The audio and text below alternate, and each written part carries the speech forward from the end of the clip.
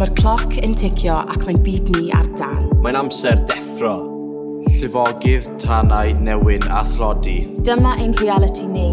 Mudo, gwrthdara. Datleoli. Ai dyma ein dyfodol ni. Pam ein bod ni'n dal i wrando ar bla bla bla rhai mewn pŵer. Pam ein bod ni'n dal i credu y gallwn brynu ein ffordd allan. Mae'n amser deffro.